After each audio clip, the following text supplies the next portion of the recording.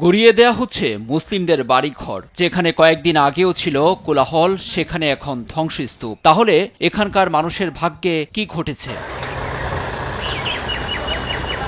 ভারতের উত্তর পূর্বাঞ্চলীয় রাজ্য আসামের বর্তমান চিত্র এমনই। রাজ্যের গোয়ালপাড়া জেলায় মুসলিম অধ্যুষিত এলাকায় বুলডোজার দিয়ে তাণ্ডব চালিয়েছে মোদী নেতৃত্বাধীন সরকার। পরিসংখ্যান বলছে গত এক মাসে রাজ্য জুড়ে 5টি অভিযানে প্রায় 3,500 মুসলিম ঘরবাড়ি দেয়া হয়েছে গুড়িয়ে। এসব মানুষের মাথা গোঁজার ঠাঁই হয়েছে তাঁবুতে। ভুক্তভোগীদেরই একজন শাহ জামাল হোসেন।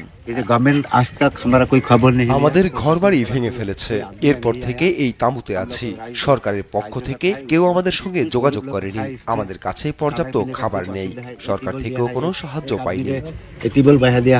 ভারতের ক্ষমতাসীন দল ভারতীয় জনতা পার্টি বিজেপি আসামে বাংলাভাষী মুসলিমদের উচ্ছেদ অভিযান জোরদার করায় দেখা দিয়েছে আতঙ্ক ও চাপা ক্ষোভ। রাজ্যে আগামী নির্বাচন সামনে রেখে স্থানীয় সংস্কৃতি ও ভোট ব্যাংক রক্ষার অজুহাতে শত শত পরিবার উচ্ছেদ করা হচ্ছে।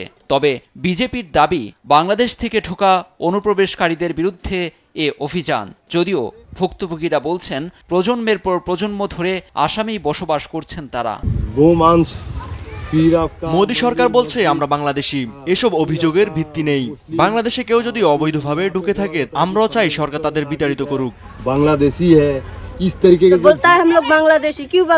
সরকার আমাদের বাংলাদেশি বলছে, আমরা কেন বাংলাদেশি হব? আমাদের কাছে সব প্রমাণ ও নথি আছে। সরকার যত নথি চাক না কেন সবই দিব। ঘরবাড়ি ধ্বংসের পাশাপাশি নাগরিকত্ব নিয়ে প্রশ্ন, এমনকি জোর করে বাংলাদেশে ঠেলে দেওয়ার মতো ঘটনা অহরহ। অনেকেই মনে করছেন নির্বাচনের আগে হিন্দু ভোটারদের উস্কানি দিয়ে রাজনৈতিক সুবিধা নিতে এই অভিযান। ধর্ম ও জাতিগত পরিচয়কে কেন্দ্র করে এক উদ্বেগজনক পরিস্থিতি। লুৎফর কবির, নিউজ ডেস্ক, দেশ টিভি।